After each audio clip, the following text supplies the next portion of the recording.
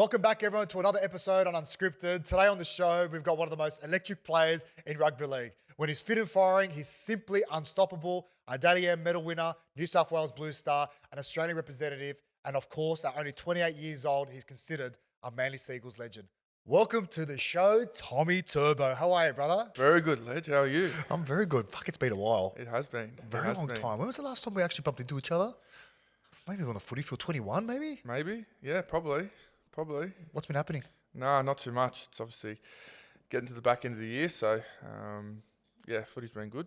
Yep. Obviously, probably not had the year we wanted, but Yep. you know, got a couple of weeks left, so go after it. And you just moved houses? Just moved houses. Yeah, yeah. I don't take you to the person to really move furniture well. You're a very big guy. Well, it worked out really well actually because kind of we sold and had to move on the same day. Yeah. Which, you know, sometimes you got to do. And Yep. fortunately for me, it fell on a training day. So I went to training. You are the best. Went to training, got to my training, maybe done a few extras so I didn't have to do too much. And then waltzed on home to the new joint and it's all set up. So I managed that very well. But it was a bit of a process. Obviously, you get people to help you, but Yeah, of mum course. and dad were around, which was good. Your partner's your backbone, I'm assuming. You just flick on anything to her. No, I'm actually more handy than you think. You Believe sure? it or not. I've learned over time that you need to be, but no, she's good. So she managed the whole day, which was nice. And how was the drive from the Northern Beaches to Northern here? Beaches? So in context, we're in, what are we? Are we inner west or west? What are we? Inner west. How long did it take you? It was an hour 15. Just caught up with a mate next door. So yeah, it's good. It's good. It was actually not too bad. I don't mind driving. Got a bit of traffic, but followed maps and we got here in time. Yeah, mate, because I was going to say, like, the Northern Beaches just feel so far for me. Yeah, and likewise, Look- other way around. But you like driving. That's the. I do. I don't mind it. So When was the last? I used to have a construction business and we had a job in DY. DY? Oh my god, mate, it is another world. I might as well drive to another country. That's why it just feels far. just a better world, isn't it? Oh, It's just a see, better world. I knew we were gonna go there. You look down on us, don't you? You Northern I Beaches do. No, people. I don't, people. I don't. But no, I'm very lucky where I live. Love where I live. So yeah, it's good. Mate, I got fond memories of the 2017 World Cup with you. Oh my god, that was Jeez. such a great time. That was good fun, wasn't it? Yeah, it was. Were you on the 2016 tour as well? I wasn't. That was Jake's. Oh, Jake's. Jake's first tour. Yeah, but he was an emu basically that whole tour, and then Yep.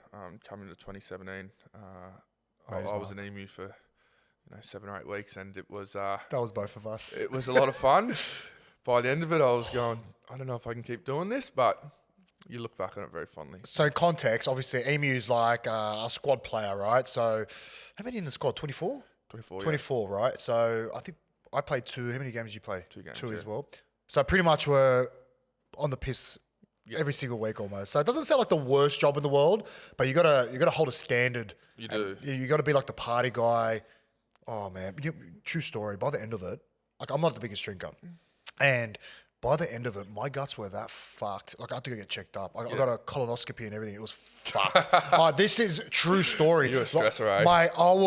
I couldn't eat. I couldn't do anything. I Yeah. was like, and apparently I inflamed my stomach lining from all the alcohol. Well, that makes sense. Yeah. That adds up. But Sick in the head. yeah, we played obviously 2 games early on, and then that month after that was just was crazy. Hold on for dear life. I Oh. remember when we won it, and do you remember the night of when we won? Yeah.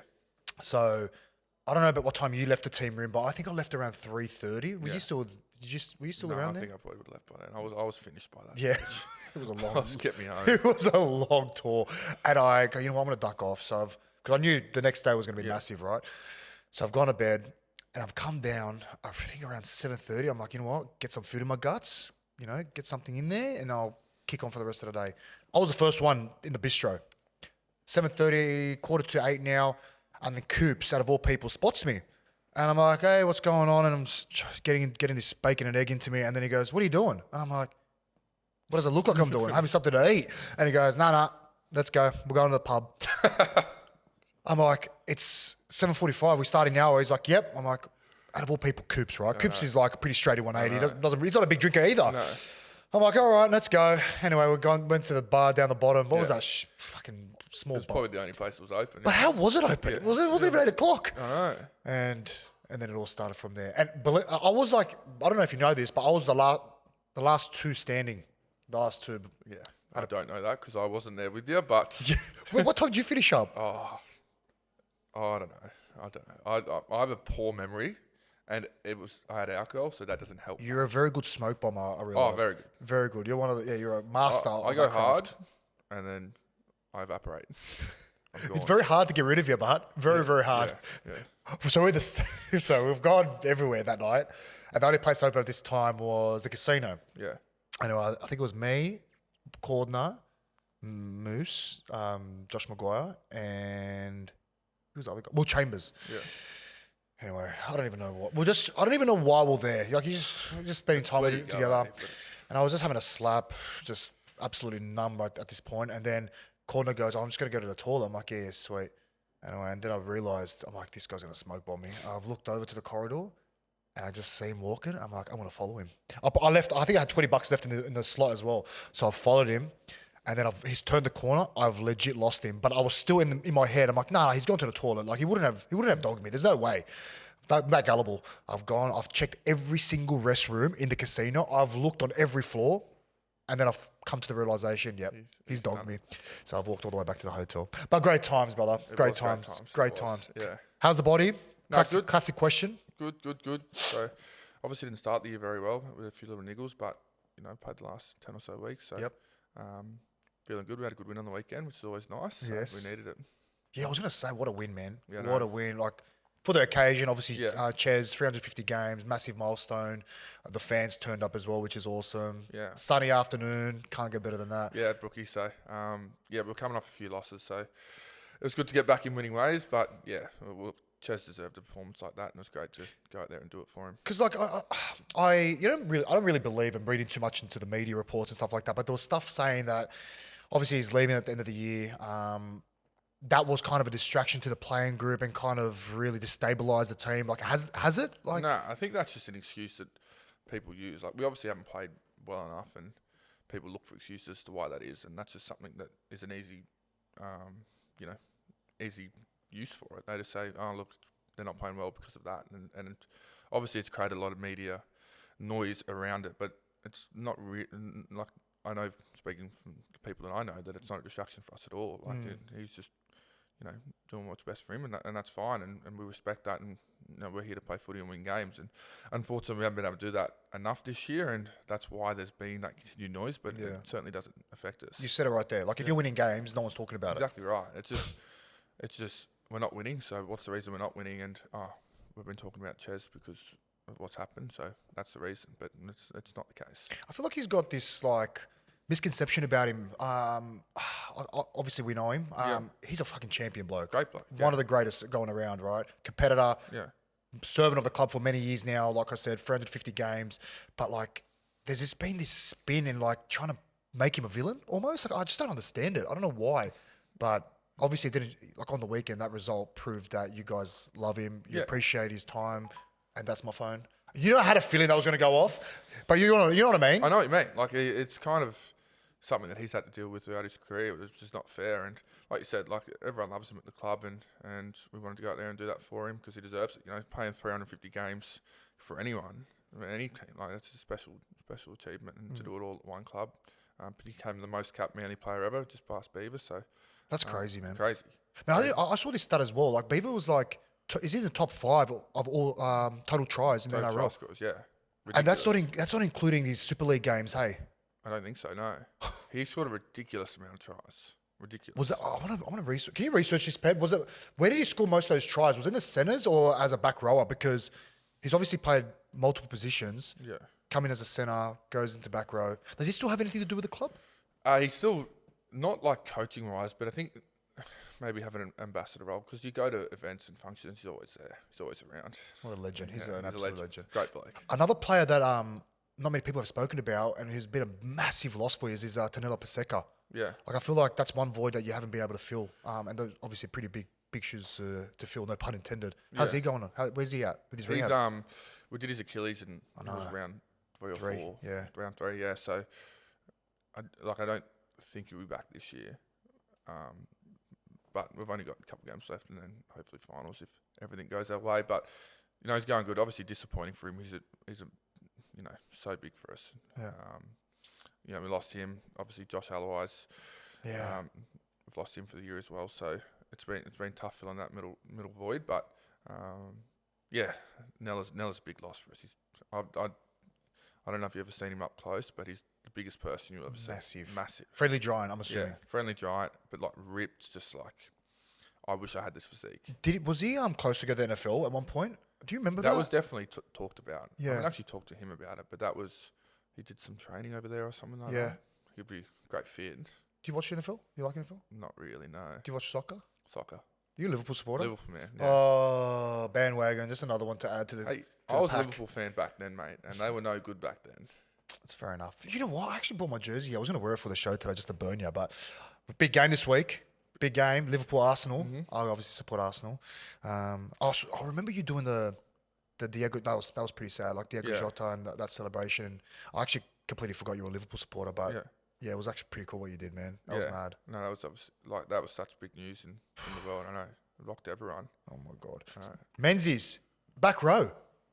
Wow. He's got most of his tries in the back row. Yeah, playing off Cliffy. Easy job. Oh, yeah. Yeah, roll of smoke out there. Far out. How's Jakey, of course? How's the bro? Yeah, he's all right. He's obviously a bit disappointed, of course, you know, with the head and whatnot, but, you know, he'll rest up for the rest of the year and he'll get back out there next year and go again. Was it a concussion that ruled him out? Yeah. Has he had a few of them this year? He's had a few of them this year, so, yeah, just the way he plays, I guess, and he's got his head in the wrong spot a few times, but no, it's footy. Of course. He'll rest up for the rest of the year and then go back out there, get into it. You're one of 4 brothers, hey? 4 of us, yeah. What's it like growing up with you lot? Was it so competitive? So competitive. So it was always, whether it was footy season or cricket season, they were the 2 things we played. We lived across the road from a park and it was always even first odds. So I'm the second, Ben's the 4th, and then versus Jake and Luke are the other 2. So, yeah, it's fun. It's fun. Who's the most talented out of the 4? Oh, I'd like to think myself. you were going to say that. But thinking purely on talent. I'm the best at everything, really. No, but you got to back yourself. You don't back yourself, mate. You get walked over. Well, Jake's got no talent. Nah. Big heart, but big heart. Oh no, he does. But yeah, it was a lot of fun. But yeah, whether it was tackle or touch, cricket, we loved it. I remember a video. I actually think it was after. You know what I'm talking about, eh? Yeah. What am I talking about? Everyone just wants to talk about the golf video of Ben kicking Jake in the water. You are evil. See, everyone says this, and it was Ben's idea. I don't know if you know, but Ben is one of the biggest smart asses you'll ever meet. Okay. And he's got better, but when he was a teenager, mate, he would biggest smart ass you'll meet. Even like, okay, it was kind of like we always say, like with mum and dad's parenting. Like me and Jake they were full on, really strict. And then Luke come along like, let's give him a bit of leeway. And then Ben, they just let him do what he wanted. So Ben used to do what he wanted, and was a massive smart ass. And we're on the golf course. It was a Christmas day. Mum was trying to get us all to do heaps of jobs, and we all just looked at each other and said, let's just go get away from this. We went to the golf course, no one there, walked on, and Jake was massive into golf, and he had all the Pro Vs and whatnot, and he's letting us use his golf balls, and Ben hit one in the water, and Jake's blowing up at Ben to go get the ball, and Ben's like, I'm not going to get the ball. Why am I going to get the ball? It's a golf ball. Yeah. Just leave it in there. Yeah. And Pro Vs are, relatively expensive, of course. And Jake wanted to get them back, and so he blew up and went and got his club and was trying to fetch it out, and Ben goes, get your phone, I'm going to go push him in. And I didn't think he was going to do it, but I filmed it nonetheless, and he went and pushed him in, and it was probably the funniest thing I've ever seen. But I have watched that. Funniest thing I've ever seen. I'm not even kidding. I reckon I've watched that like close to 12 times. Yeah. I remember, and just hearing you laugh, if I was there, I'd piss my pants. I didn't know what to do. Like, I was like, oh. What makes it so funny is because Jakey would not hurt a fly. We all know him to be the best, like the biggest legend in the game. And I was like, well, what's he got? If he actually got his hands on him, like, would he actually belt him? But he would have done something to him. But it's lucky that golf course next to the beach. So we walked over to the beach. He washed himself off, and once he saw the video, he saw the funny side of it. Did you just keep on playing after that? Surely not. No way. He's good. No way. Was he genuinely filthy? Like what? He was off it. He was definitely off it. Oh, okay. Originally. Did Jake get him back? hasn't really got him back. Maybe that's something we need to do. It was funny. Oh man, that's one thing I regret not having brothers, like having that like banter and that rivalry. Oh my god, I'm crying right now. That was so fucking funny, man. Oh my god. There was another prank. I don't know how you get stuck in these situations. You got caught up with Dave from DY. At a sighting event one time. That was one of the scariest things ever. I saw you in the car. I'll never forget. I think it ended up being Matty Johns. Go watch it if you haven't seen it. Yeah. You genuinely had no idea that this was happening. So, how it worked? Jake actually worked it out really quickly that it was Matty. I don't know how he did it. Oh, so Jakey wasn't in on it. So Jakey wasn't in on it. They were trying to get us both, and they kind of make it out that Jake didn't get done at the start, but he actually worked it out straight away. And they begged him not to tell me that what it was. And so he was basically, in the end. So I just remember walking around this place and this bloke's just like there. He's got a porn magazine. I'm going like, it's so weird that I've never seen, like he seems like a massive fan and I've never seen him before. Like that's so strange. Like I wonder where he's been. That's just what I was thinking the whole time. And then you're asking questions about it and it's just like, he's running around bumping you, and I'm like, this is just weird. Anyway, I had no idea. So then we go back to the car, and Jake's given the keys to him. He's sitting in the back of the car, and I've got in there. And then he just popped his head out, and I've absolutely shat myself. And I've looked at Jake. He's laughing. I'm like, what the fuck are you laughing? What's going on here? And I was just stressing.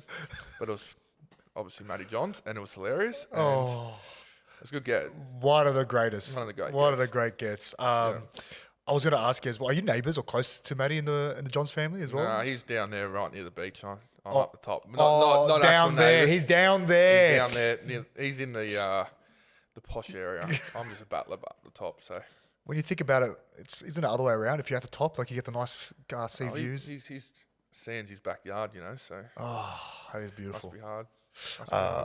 I want to look back on the season in general.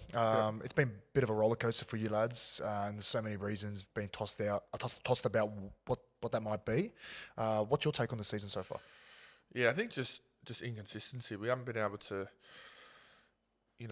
play our best footy enough, and I feel like we're a side as when we play well, we can challenge anyone. But the reality is we haven't been able to do that consistently, and that's half the challenge in the NRL. You've got to be able to turn up each week and do that. And I think that's just, left us in a position where now we rely on other people to win and to make finals. And it's disappointing because I feel like we're a side that's got so many strength and we've got so much talent there that we should be doing more. But ultimately it hasn't been the case. And I look back on it, relatively disappointingly. Because obviously fans are frustrated because they know you guys are better than what you're dishing up, but they don't understand as well the players are frustrated because it's not like you're going out there to lose. You know what I mean? You guys work hard week in, week out.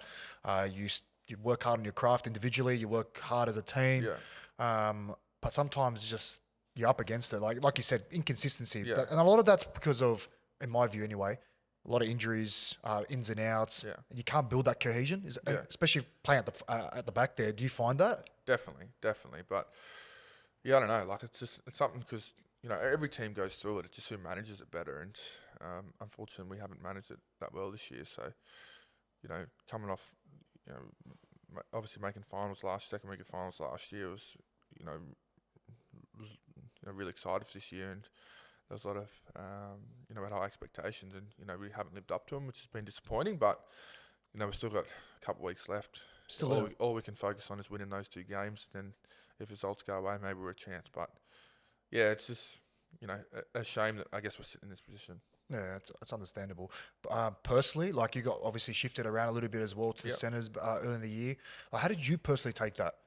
Was that hard? Yeah, it was obviously at the start of the year, had a few niggles that kept me out of playing footy, which was disappointing and it was really frustrating. And then, coming back and then got moved in the centres, it was definitely a bit of shock and hard initially, but once I got to that, I enjoyed the different challenge and getting better in that position and whatnot. So I'm back to fullback now, which is great. But I actually enjoyed a different challenge and trying something different. Obviously, I've played fullback for a long time, so I didn't mind it. What's your perspective playing the centres? Is it harder than it looks? It's harder than it looks. I think for me, I was just used to doing something for so long. Exactly. And you do something different and it shocks the system a bit. But you just make more decisions defensively and whatnot. But yeah, I didn't mind it. Enjoyed it. What people don't realize as well, like playing on the edge, like you need to like get that many reps in the preseason. Yeah. Like you almost have to be in sync with each other, know what each other's thinking, Yeah. know how your back rower moves, if he's hard up and in, or if he's got the ability to check and release well. And then you have to look at what's on the inside with is it Chairs? Chairs, yeah. So what's he like? Does he hold heavy on that back rower? Has he got the ability to check and release well as well? There's a lot more to it. Far. And then your winger, like what's your winger thinking? That's the hardest part. Like you need to have that chemistry. Like, especially on an edge, you just got to work together, and you got to spend time with people and work out how they defend, what you're going to do on the back of it, and you've done it plenty of times. It's just you got to build that connection with everyone. I remember one time, I think it was your debut season. We're playing at a Penrith. I think we're marking up each other on the wing, and I'm looking at it, I'm like, here we fucking go. They're going to kick to this prick, and I'm like, oh well, it's going to kamikaze. As soon as he goes for the jump, I'm just going to launch myself at him. But I think back then it was like you're allowed to tackle when you're the attacking player. But I remember there was one time and I was stuck in a corner and I'm like, oh, here we go. And then you've come across and it was like the moon eclipse, like the whole light just went away from me. This big freaking dangly thing just. I was so dangly. That's the right word. That's definitely the right word. You've definitely filled out. Filled out a little bit. I'd like to fill out a bit more, but that's all right. What makes a good fullback in your opinion?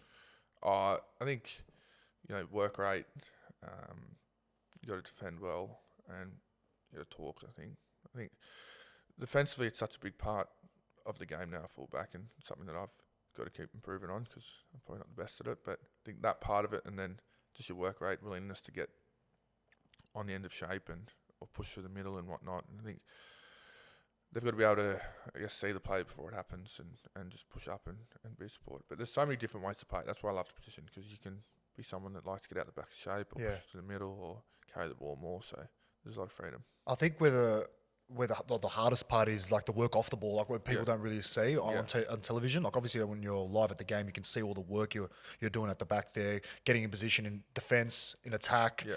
And I personally feel like it's the hardest position on the field because there's always big moments that you have to face and have to execute on. Yeah. Bombs, grubbers, like swinging on the back in shape and executing that 3-on-2 pass. It's not easy. No, it's not easy, but I love the freedom of it. Like you just kind of go out there and play footy and whatever you see, you can kind of go after. So. Well, you are very talented, or like you mentioned before. Was rugby league? What made you choose rugby league? Because you played AFL growing up as well as a kid. You played cricket. Yeah. Why did you feel? Did you play union as well? Nah, I didn't. So I was like, when did I start rugby? When I was like 5. In footy season, I always played league. Cricket season, I always played cricket. So I always played, but rugby league was what I always loved. So I only played cricket up till I was about 11 or 12 years old. Yep. And then was playing league since I was 5, and then I got to when I was about 12. My dad loves AFL, so he got me into AFL. So I played 3 or 4 years there. But once it got to a decision where Howard Mats came in and I had to choose between the two, I always loved league the most. Loved it. Watched it all the time. Yeah. How did you go in the AFL? You got the frame for it, obviously. Yeah, I got a good frame, and I was just playing local footy and just running around, basically playing league and kicking the ball as well. You know what I mean? Yeah. So I didn't mind it. Great game. Love watching it. Got a lot of respect for what they do. They run all day. They run all day. But they couldn't do what we do. No. So it's a different beast, but I just respect them and what they're able to do on a footy field. 100%. What about your heritage? Let's touch on that. Yeah. Are you full Serbian? So on my mum's Aussie, but my dad's side, my grandma was Croatian, grandpa was Serbian, so I'm a bit of both of me. That's right, because I couldn't remember if your mum was Croatian and so your dad was side, yeah. How does that work? Well, what I mean is, like, Serbs and Croats, they've got this natural rivalry, don't they? I hate ourselves. No. Yeah, look, I never met my dad's dad, only my dad's mum. Yeah. But dad's, like, he wouldn't say he's Serbian or Croatian. He's born here. Aussie. He says he's Aussie, and he doesn't really buy into any of the. Well, he found it stupid. He had friends that were, at the time, when the war happened and whatnot that were Serbian and Croatian, and then they started not talking to each other and it got a bit awkward. And he just never really bought into any of that, and because he kind of considered himself Aussie and very lucky to be Australian. So he actually went he'd never been back there until this year, where he went back over to Croatia and visited Bubba's village. So No way. he loved it. Yeah. Have you been? I haven't been. No. Well, it's a place you need to go to probably in the summer. So Yeah. it's just a hard time of year for us to travel. Where's he from? Like, whereabouts, you know? It's Malacca. It's in between Did you Split. say Malacca? Yeah. We said Malacca. Did you say Malacca? No, I might have said that wrong. Yeah, I think you did. Because do you know what Malacca means in Greek? No. What's the meaning again? Bitch or something? No. Some dickhead bitch or whatever it is. I'll check this when I'm done. It's something similar to that. It's in between Split and Dubrovnik. Oh, wow. So, they went up to the villages and saw some of Bubba's relatives and whatnot, or his relatives. So he loved it. He loved it, and like he still, because they grew up speaking the language. So because my little brother's actually living over in London. The one that doesn't play lives over in London. So really? They all met them over there, mum and dad, and he was talking the language with the locals and whatnot, and loving it. Really? Loving it. Would you rather cevapi or meat pie? Cevapi. Oh, so you do have sort of some traditions. Yeah, so These uphold. our grandma used to cook cabbage rolls, cevapis all the time. Loved them. How good. How good. Mate, let's talk about your career highlights. We have to talk about 2021. I think everyone talks about and reflects on that special year. What made everything click for you? Was it more your preparation? Did things just fall into place? Right time, right place? How do you sum up that year that made you play so well? Yeah, well, obviously it started with I got injured away from footy and that disappointment from that. And I guess from that, I kind of just made decisions to really focus more on doing the right things and, prepping well, doing things, being really professional. And then I kind of come back in, I think it was round 6, and it just really clicked and, started playing really good footy, and I just had a whole heap of confidence in myself, the team, and what we were doing. And it just went from there. It was obviously a lot of fun. We actually, halfway through the year, we all moved up to Sunny Coast. Who were you guys staying? Oh, Sunny Coast. Yeah. Which was a great spot to be. It was like middle of winter and you're swimming at the beach and living around all the boys. It was a special experience. What a time, eh? What a time, yeah. I still can't believe how the NRL pulled that off. I know. I remember, it was just like, it just happened. Okay, yep, we're going to Queensland. We were one of the first sports to play. We were playing too. Yeah. Far out. Who else was in the Sunshine Coast? Penrith, I know. Melbourne. Now, Melbourne were in Noosa. So at the Twin Waters at Sunny Coast, we had Penrith, Roosters, and Newcastle. Far out. Yeah, we were stuck with 5. It was so weird, man. Because I remember, say we played one of the teams that was stayed. Goldie? Yeah, we were Goldie. Yeah. But it was just weird. We'll stay in a resort, and Canberra was there, Para, Bulldogs, Warriors, us. Yeah. I think that's it. And say you play Canberra or you play one of those teams, and we come back and congregate in the lobby and the foyer. It was just so freaking weird, man. Yeah, it was a bit weird. That side of it, but did you have your family come up? Anyone from your family or your partner come up? my partner come up in the second batch right at the end, so then we could. What a stitch up! Yeah. What a stitch up! I remember my wife came up with my 2 kids, and they were staying in the Novotel, right in the heart of the city. And I don't know if you remember this, but do you remember where you basically got your own room, and I can't remember who it was, but they were passing food up and down. Yeah. From the apartments. I think it was actually baby formula. That's how bad it was, because my wife was saying no one was getting fed. There was no supply of nappies.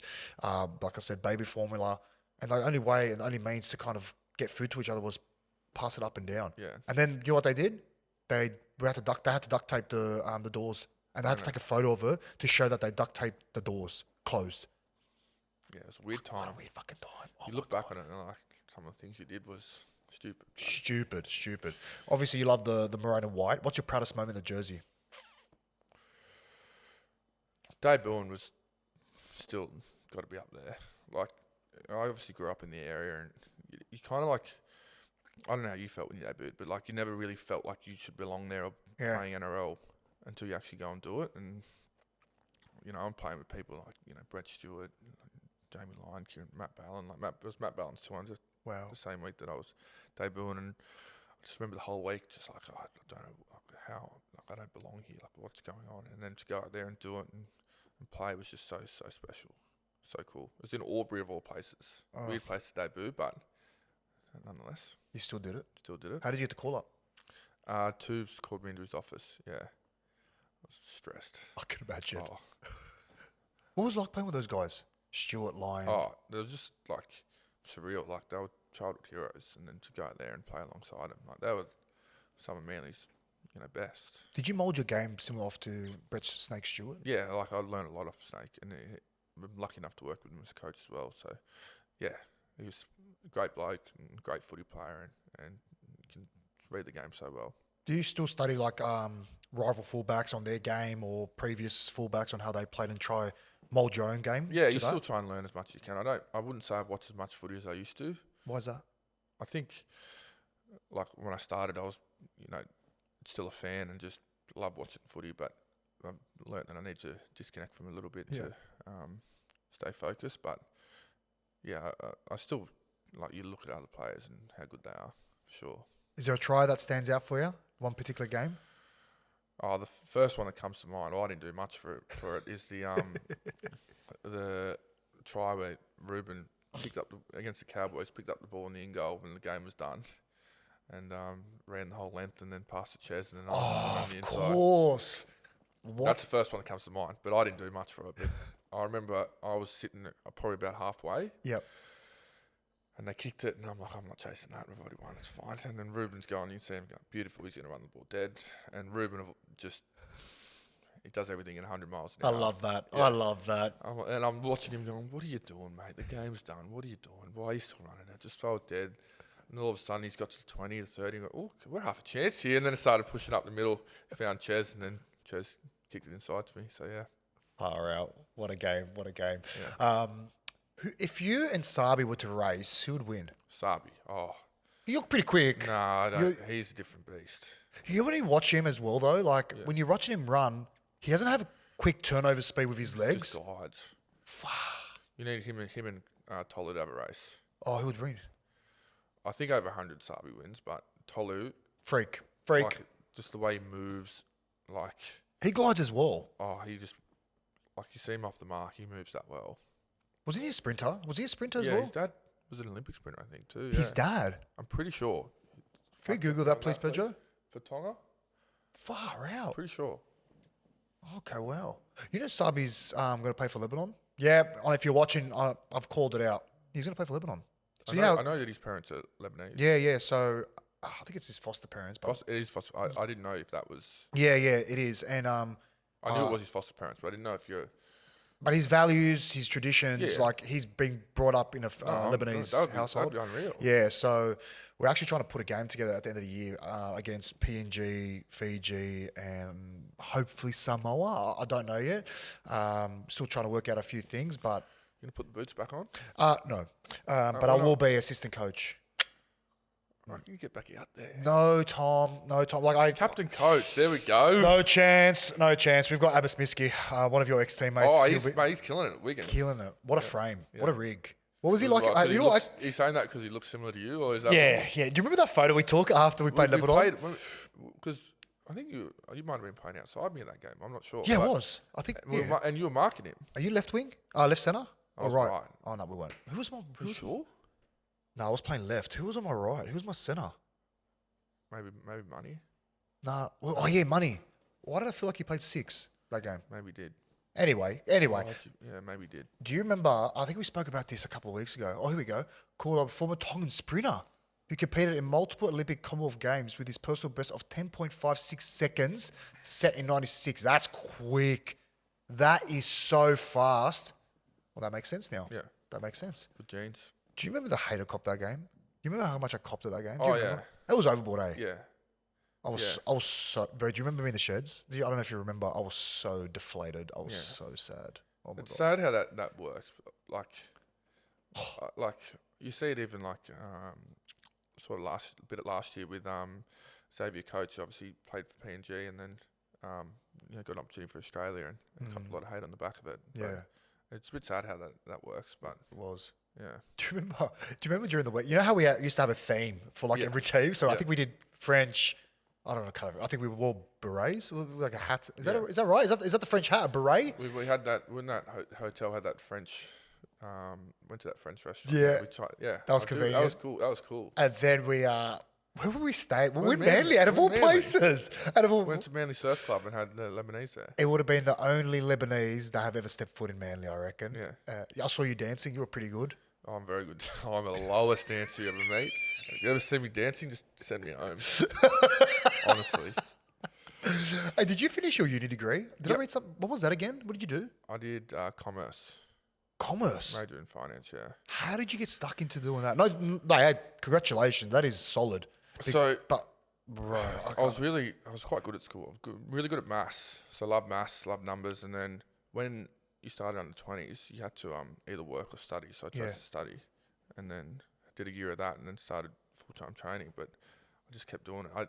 I was very reluctant, but pretty impressive. my parents were very big on the fact that I've started something, so I've got to finish it, and I like do that. thank her for it later. More mum, but yeah, there was a couple of years where I really didn't want to do it, but it took me 8 or so years, but we got it done eventually. It's pretty impressive because Yeah. it's so like it's very hard to do something else on the side when you're playing footy. I yeah. find because you got to invest so much energy into Yeah. your professional sporting career, and everything after that. Like once you finish and leave the building and go home, the next thought on your mind is recovery, Yeah, checking out. especially when you're younger, because you kind of think that, like, why do I need to do this and whatnot? Yeah, But obviously, makes looking back sense. now, you're like, oh, I'm very grateful I've done that because I've got something that I can fall back on, and you kind of realise footy's not going to last forever. Exactly. Do you have any Desi stories? Surely you have a Desi story. Des, he was a funny man. Why does everyone have this reaction? Yeah, What happened? He was just so calculated, and just the way he thought. Like he was. So he was like, he did live up to the tag, the mad scientist. Yeah.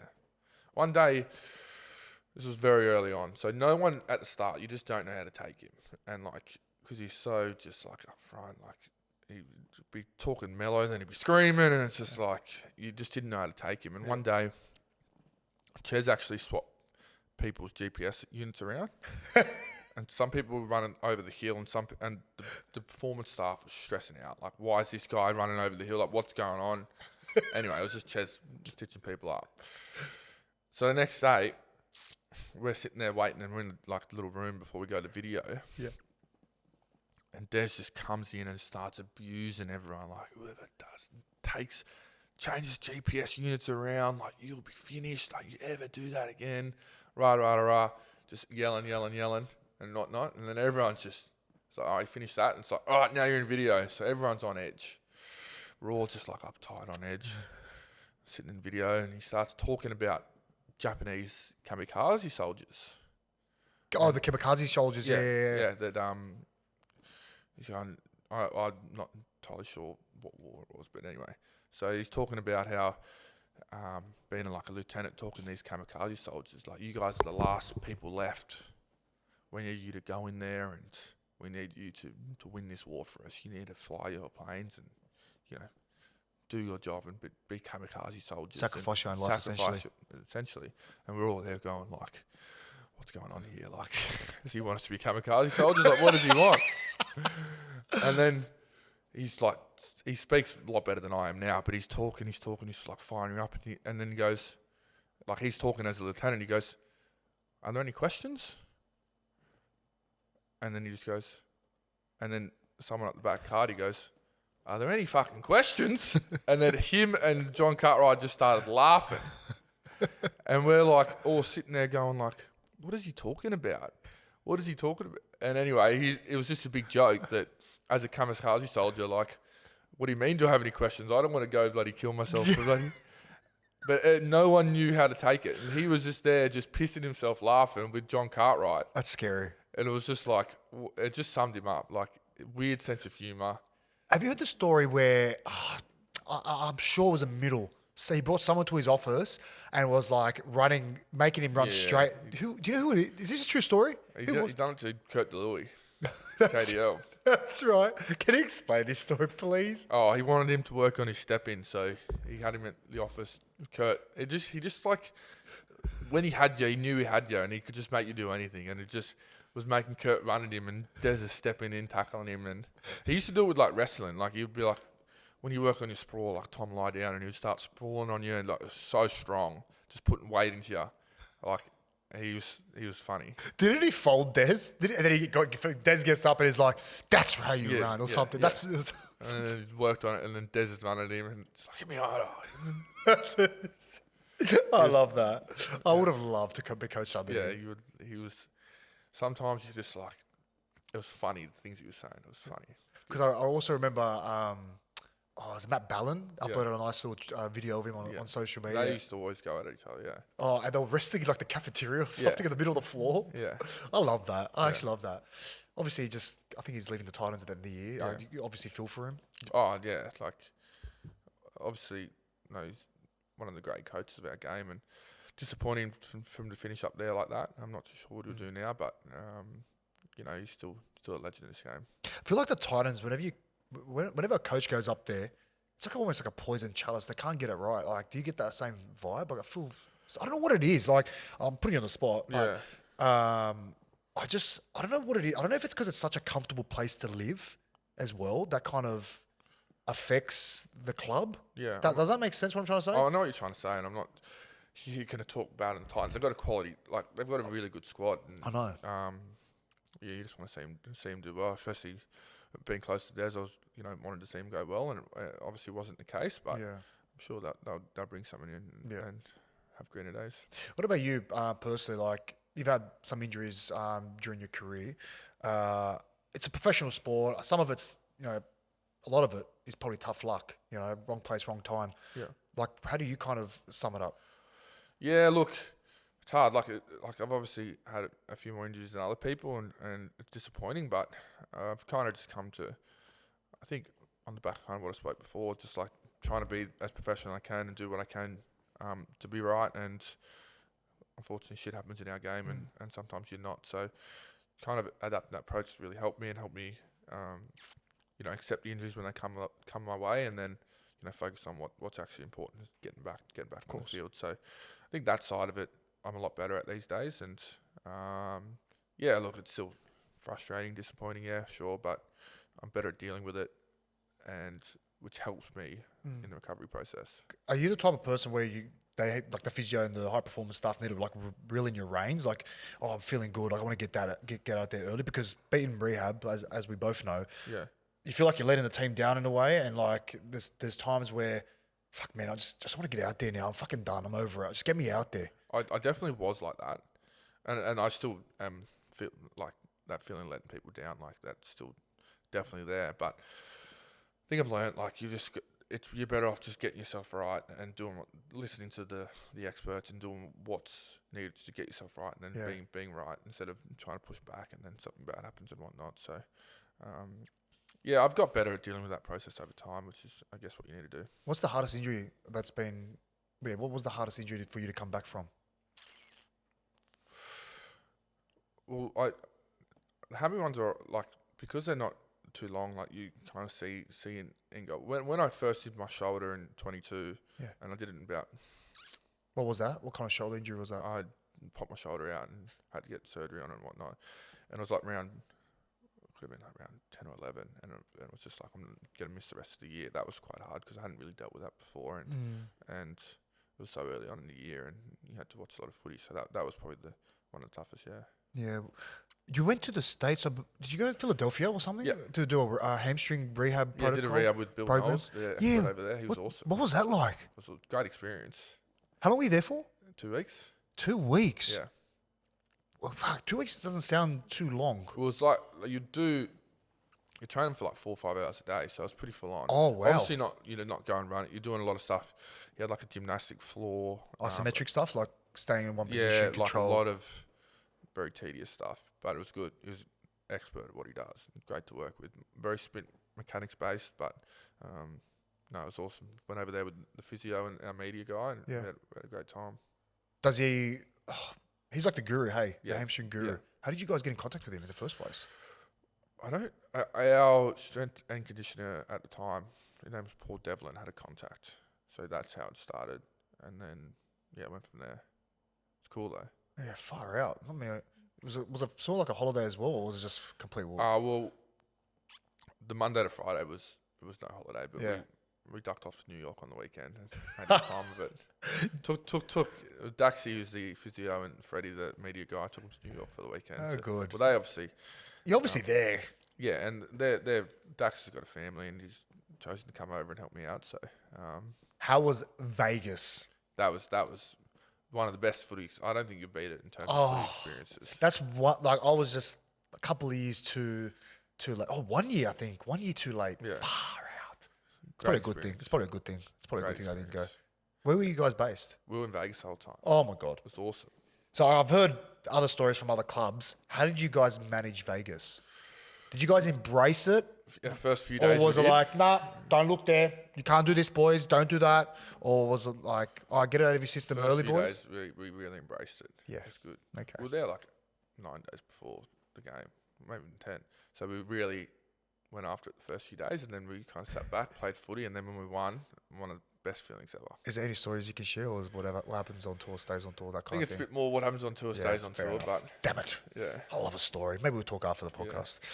All right, bro. Well, we're up to the famous segment of the show. Oh, God. Truth or sauce, brother. Yeah, I know you've come across it a couple of times. It's that big. It's worldwide at the moment. That's how big it is. I'm not going to be touching that sauce. Let's go. But hey, to be fair, you can ask me a question as well. So I'm giving you free reign. I'm giving you the opportunity to dish shit on me. I didn't know that. I would have done some research.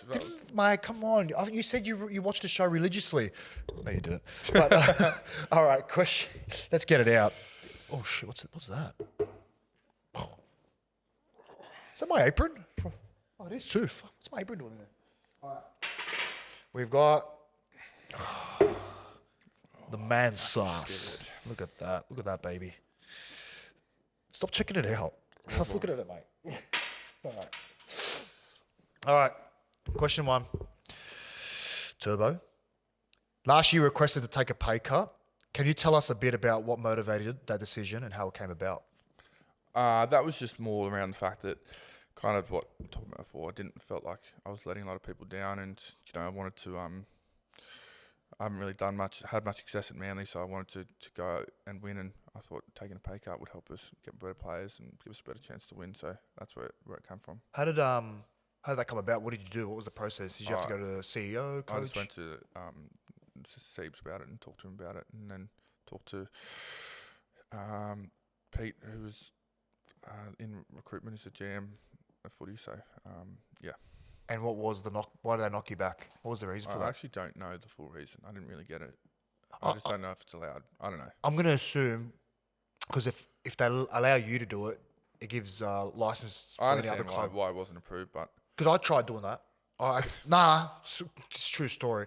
When I got told that I wasn't going to be part of Penrith's squad in 21, I remember sitting down with the general manager and Ivan, and like I wanted to be at one club, man. Everyone knows that. And I would have done anything to stay there. I even asked and requested, like, well, I'll take a pay cut. Because I thought my last year was pretty healthy. It was slightly back-ended, and I thought that was the catalyst for me to have to leave, and it was going to squeeze me out of the cap and cause a bit of disruption. And I asked, I'm like, can I take a pay cut? And no, it's not. Because then it's a way for the club to kind of manipulate the salary cap essentially in the squad. Thanks for that.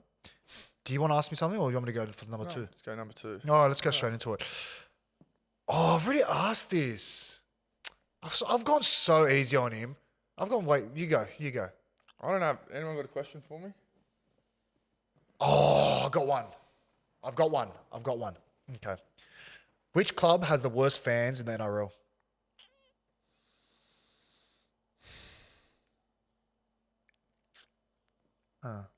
Worst fans. Maybe at the moment Penrith. Why? Because they're always winning. Very, very, very cocky. Going out to Bluebird Stadium's tough. It is a tough away trip. It's been great not having Bluebird this year. Do people realise how tough that is to lose your home ground? Very tough. If we didn't have Bookie, it would be so tough. But what makes them annoying? You can't just say, because they're winning, that's why they're annoying. They're just India. Oh, they are? Yeah, they're India. So I've never been on that side with the Penrith fans, but I have to say, like, I'm maybe a bit biased, but they're great fans. Don't get me I wrong. feel like there staunch loyal. Like, they are. There were some dark years, but they still came out and supported. You respect them a lot, but You got to choose someone, don't you? Yeah. I'm just trying to think. I don't like. It's hard to say as a whole because not every fan rips into you. You know what I mean? No. But for me, I'm happy to answer this question. For me, I reckon the Bulldogs fans are relentless. Yeah. Relentless. Like I remember, what year was it? Actually, I don't know what it is. They are. Like I think it was 2016. And But how good is it seeing them at the moment? Oh, it's good. Filling stadiums out. Yeah, well, where were they the last 10 years? But no, don't come for me. It's a joke. But yeah, I remember, I think it was 2016 in the prelim, and I was copping an absolute pizzling. And I'm like, I don't know about you, but when you cop it from the crowd, like, do you want to kind of, Yeah. you got that, You really want to, but you're just like, I've got to prove a point here. Yeah. I've got to prove a point. I just want to rub salt in these blokes' wounds. But anyway, do you have a question? I got one more. Yeah, go one more. Okay. Could you ever see yourself play for another club? Nah, I couldn't do it. Not like I love the club, love Manly, and not only that, like my two brothers play at the same club. I couldn't see myself playing against them or whatnot. So, no, I couldn't do it. Maybe Perth. How'd you do it? What about Perth? Oh, it was tough. It was tough but for me, it felt like I did a complete circle because I started with Souths for the under-20s, played 1 year of reserve grade, and then I went to Penrith. But I was so emotionally attached and connected with Penrith because I was almost there for 10 years. And I'm a kind of loyal person. Like, if you believe in me, if you give me an opportunity, I want to, similar to you, I get that sense. Like, you want to do whatever you can to repay that faith. And like, it was genuine. Like, I really love that club. I love the community. I love my teammates, the staff, from all the way from admin to the performance staff. Like, I really had a genuine connection there. And then when I went to Souths, like, I still feel like I love being at Souths, but it was just natural because I was still part of me connected with Penrith, if that makes sense. Definitely. But yeah, you got no questions for me? You sure? Oh yeah, who's the worst guest you've had? You can't fucking say that. I didn't want to go down this track because you could go to me, and I didn't want to answer some of these questions. There's actually one question I would love to ask, but I don't want to stitch him up. Ask it. Did you actually do your ham in the shower, or was it in Manly when you went? I didn't do it running down the course, whatever things. Okay. That's what I'll say. You knew I was going to answer that, eh? I knew that was coming. I didn't actually do it down. I didn't do it running down the course. Everyone thinks that. Everyone does. That's fine. Media agendas, media spins. That's fine. We were talking about that before. Yeah. Well, who is the worst person on the? Just say me. Just say me. No. I'll have some. I like that, mate. I like that. I'm a humble guy. I appreciate everyone that comes on this show. Shout out. And you want to pour it for me? No. Just. I don't want to. Don't do much.